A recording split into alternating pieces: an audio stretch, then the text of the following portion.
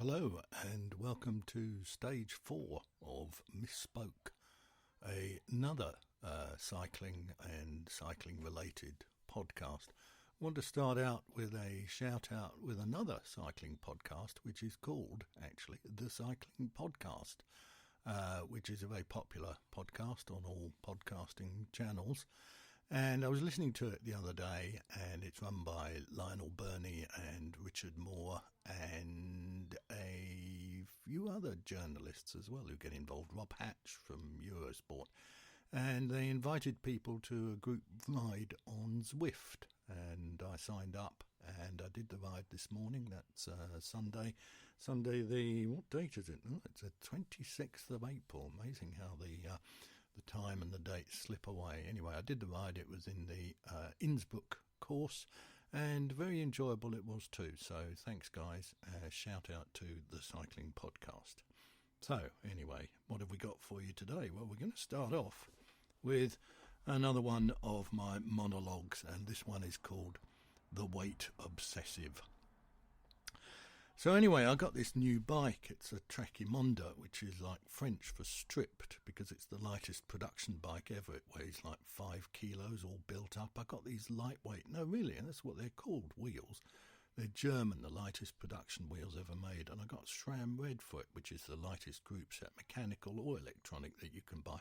And Speedplay pedals, like I think Wiggins and various others used to use, maybe even still do. They're made of titanium, the saddle. That's one of the problem areas on a bike. So I got this ultra lightweight physics saddle, and I got a knife and some sandpaper, and I've basically stripped it right back almost to the rails, which are carbon, obviously. I mean, it's totally uncomfortable. But it weighs absolutely no grams at all. I've got these special Dida carbon bars and a carbon stem. They're literally the lightest ever made. This whole bike could be in the Guinness Book of Records. It's so light. I took the Garmin mount off and I got rid of the Garmin, and I didn't put any bar tape on, and that saved like 10 grams. And I never carry a bottle, so that weight is saved. I took the bolts out. I got this jersey from Rafa. It's made of this special silk from these endangered silkworms in Borneo, which is like so light it could literally float away, and I cut the pocket and the zip off. I've got these silk shorts. They're like Bible paper, to be honest. They're so thin. And I took this chamois out because that's quite heavy. I mean, it's impossible to sit down. And I cut the logos off. My helmet is a Specialized Evade, which is like the lightest helmet ever made. All in all, this is the lightest it's possible to mean. I mean, I could shave a bit of weight off if I was just naked. I might try that. I've shaved all my hair off, like all over. These are Giro Empire shoes, which are the lightest ever made, and I cut the laces down to save a bit more weight. I don't wear socks anymore. This bike is just amazing. It's almost invisible. It would literally just fly up the hills. I just need to lose a few grams myself. I'm like 95 kilos. That's the only problem. Maybe if I removed the cables, that would save a few grams. And then if I thinned down the tyres and scraped the paint off and took all the logos off, I wonder if that would help. It's all about marginal gains, and then I could beat all the light guys like Thomas de Gent up the hills if only I had a lighter bike. And now a word from my sponsor, Netflix. Actually, Netflix isn't a sponsor, but if Netflix are interested in sponsoring. But the reason I mention it is there's a cycling documentary on Netflix at the moment. You may have come across it. It's called The Least Expected Day, which is a rather odd title, but it's about Movistar, the team. And it's 6 episodes, and it follows the team over the course of 2019 with their 3 kind of putative leaders, Richard Carapaz, Alejandro Valverde, as Rob Hatch says, and the other one, Mikel Landa. That was it. And about their rivalries and about, well, how the team progressed through the year with its ups and downs, quite a few ups, quite a few downs too. Anyway, it's well worth watching. It's in Spanish, but there's subtitles, which I think are on Netflix anyway, but I'm sure you can find them. So The Least Expected Day, a Movistar documentary on Netflix. Check it out. It's not bad. Talking of great climbers, here's a little opinion piece. This one is called The Enduring Appeal of Marco Pantani. There's nothing like dying young in tragic or unusual circumstances to cement your reputation. As a career move, it can't be beaten. Just think of who's done it. Marilyn Monroe, James Dean, Jimi Hendrix, Heath Ledger, Mark Bolan, Amy Winehouse, River Phoenix, all now regarded as flawed geniuses. And Marco Pantani, cocaine overdose in a cheap, sleazy hotel in a down-at-heel Italian seaside resort. Pantani ticks all the boxes to be an iconic figure. He's Italian, he was short, working class, he had that pirate bandana, a little boy lost look, rode a Bianchi, was a cocaine addict, there was a mysterious death, he had an earring and a goatee beard. That gaunt, sad face now peers out from mugs, T-shirts, I've got one myself, posters, and is the go-to image on the wall of every cycling cafe from Seven Oaks to San Francisco. And yet he was a doper, coke fiend, a tragic figure maybe, but a cheat nonetheless. We excoriate Armstrong and his ilk now, but Pantani remains revered. Why? And does it really excuse anything that everyone did it? Because not everyone did cheat. Some riders stayed clean, and in staying clean, they didn't win big, and so they aren't remembered in quite the same way. If Lance Armstrong had died in a tragic accident after his, say, 5th win that now wasn't, would the world view him differently? Probably, but not quite so much, as he lacked Pantani's iconic attributes. Of course, it helps with the rose-tinted view that it is really only Pantani and Tom Simpson as the two tragic dead cyclists. Fausto Coppi, perhaps, but his career was over by the time that mosquito did for him. Poor Fabio Casatelli and Wouter Waylands were journeymen domestiques who had the bad luck to die in common or garden cycling accidents rather than the career-enhancing, drug-fuelled demise which did so much for Marco and Tom. There's even a cycling, or there was, a cycling magazine named after Simpson. What next? Miller? Of course, he's still alive. Matt Rendell's biography of Pantani does a fine job of describing Marco's rise and spectacular fall, but one can't escape the feeling that he doesn't actually come across as a very nice person. I mean Pantani, not Matt Rendell. Although, to be fair, apart from Roger Federer, which top sportsman does? Rendell documents in lovingly recounted detail the industrial mounds of cocaine which Pantani must have consumed, snorted or smoked in his crack pipe.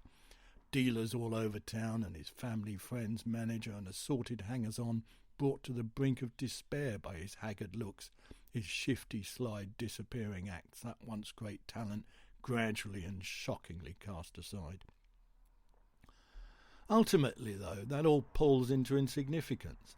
Watch the video of Pantani racing up Alpe d'Huez in 37 minutes on the drops, nostrils flaring, of course, and bandana flying, and doped or not, it never fails to quicken the pulse.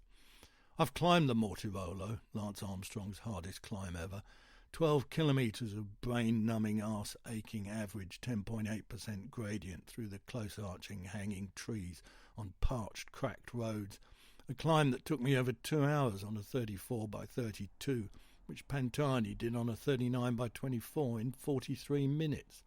There's a memorial to him 3/4 of the way up, if you make it that far, on a wall hunched over the drops, looking behind, a little smile on his lips, mocking your puny efforts. So, wear your bandana, get an earring, buy your classic Bianchi, eat a panini, search eBay for a pair of denim-coloured Carrera shorts, and raise a glass in memory of dear departed Il Pirata. Pantani, how we miss him. Check him out on YouTube if you haven't seen any of those videos. Pretty grainy now, not very good quality, but it still quickens the pulse. You don't need artificial stimulants to quicken the pulse if you look at Pantani climbing up Alpe d'Huez and some of his other exploits. Anyway, today being the 26th of April, the Liège-Bastogne-Liège monument would have taken place, but unfortunately because of coronavirus, of course, it's been postponed, and maybe it'll take place later in the year, we'll have to see. It's an event that I've done twice. I did it last year, 2019, and it snowed and it rained and it was cold and it was windy, and I loved it. It is a fabulous sportive 10,000 feet of climbing in 100 miles over the woods and forests and little towns and villages of the Belgian or the Flemish Ardennes. A wonderful event. If you get the chance, you should do it. Now, I've written a few books, which you can find on Amazon. Some of them are novellas, some of them are collections of cycling stories, some of which you hear on this podcast. But one novella that I've written is called The Monument, and it's a story set around Liège-Bastogne-Liège. Now, I know a lot of cyclists like reading, but a lot of cyclists, they don't have time to read. So what I thought I'd do is I'd read you The Monument chapter by chapter, and if you want to read it more quickly yourself, then buy it from Amazon. I hope you enjoy it. This particular novella is dedicated to a mate of mine called Simon. So this is part 1, England, chapter 1. It was an unassuming cafe, Jay's, at the top of the road by the traffic lights, next to a learning centre and a hair salon, set back from the road with a few tables outside and a fenced-off area to protect from the wind and to stop passers-by from stumbling over the chairs. It had been there for years, stumbling along, not making a lot of money, but enough to keep the owner happy and his children fed, only his wife now gone and the children with her. He had a black Mercedes, bought when times were better, parked out the back with the other shop owners' cars, squeezed between them where it got regularly scratched and marked from drivers who couldn't drive in enclosed spaces, unlike him who loved that car. It had faded leather seats and a big padded steering wheel and a CD player. Not that he listened to CDs anymore, except occasionally when the day had been long and he drove home, the tinted windows closed and Dean Martin wafting through the smoky interior, home to his little flat with just enough room for him and the kids when they came to stay, which wasn't often. "I still love her," he said to anyone who came in the cafe and would listen. "We met late in life, late for me anyway, but she was young and wanted kids. I didn't, but she did, so we had them. And then she changed, they always change. Loved them kids more than she loved me, although I never complained, except a bit, maybe, until she upped and left one day. I was working here, slaving over a hot stove, which is more than she ever did, ha-ha. And I came home and she said I'm leaving and taking the kids, and that was it. What can you do?" They used to stop there, Clovis and his mate Eric, after a bike ride.